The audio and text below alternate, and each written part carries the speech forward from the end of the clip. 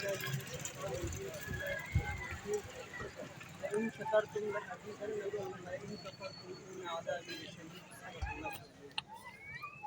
محترم دوستو، آپ حضرات کے سامنے قرآن کریم کی ایک آیت تلاوت فرمائے اللہ کریم فرماتے ہیں، اگر تم میری نعمتوں کا شکریہ ادا کرو گے، اس کی قدردانی کرو گے تو میں اس میں مزید اضافہ کروں گا، مزید آپ کو نوازوں گا، اور اگر ناشکری کرو گے فرمایا کہ میرا عذاب بہت شدید ہے، بہت سخت ہے۔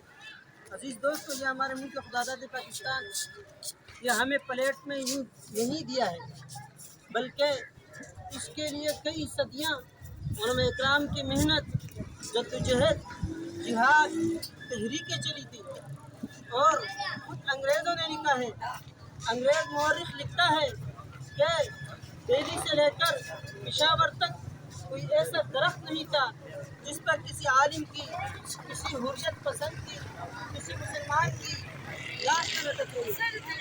خود وہ لکھتا ہے کہ ایک مرتبہ میں نے کسی چیز کی جلنے کی بو سونگی، میں اپنے خیمے سے باہر آیا تو کیا دیکھتا ہوں کہ آگ کے انگارے ہے اور اس پر علماء کو لٹایا گیا ہے۔ جب پاکستان بنا یہ کس نظریے سے بنا تھا؟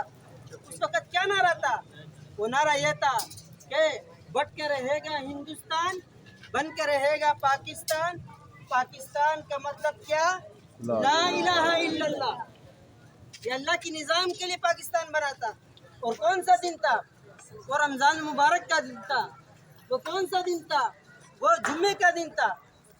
اتنا عظیم دن میں اور 17 رمضان میں یہ ہمیں اللہ پاک نے پاکستان دیا تھا، لیکن جس مقصد کے لیے پاکستان بنا تھا وہ مقصد ابھی تک پورا نہیں ہوا۔ وہ مقصد کیا تھا؟ اللہ کی نظام کے لیے، خدا کی زمین پر خدا کی نظام کے لیے یہ ٹکڑا ہمیں ملا تھا۔ آج ہماری وجہ سے ہم اپنے مقصد تک نہیں پہنچ سکے۔ یہ کس طرح ہم پہنچیں گے؟ اس طرح پہنچیں گے کہ ہم اپنے علماء اکرام کی کمر کو مضبوط کریں، اور ہمارا سب سے پہلے نظریہ یہ ہو، ہماری سوچ یہ ہو کہ آئین اور قانون میں رہتے ہوئے ہم خدا کی زمین پر خدا کے نظام کے لیے محنت اور کوشش کریں گے۔ ایک نعرہ تھا کہ پاکستان یہ ملک بنا تھا اسلام، یہ ملک بنا تھا، یہ ملک بنے گا آپ کی زبان، یہ ملک بنا تھا یہ ملک بنے گا، یہ ملک رہے گا۔ ہم سارے مسلمان ہیں۔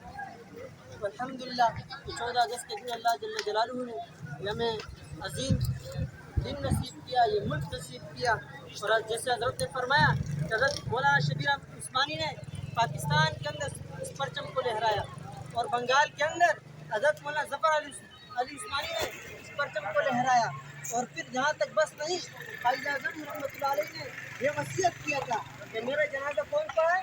حضرت مولانا شبیر احمد عثمانی رحمۃ اللہ علیہ۔ آج بھی قائد اعظم مزار کے احاطے میں حضرت مولانا شبیر احمد عثمانی آرام فرماتے ہیں۔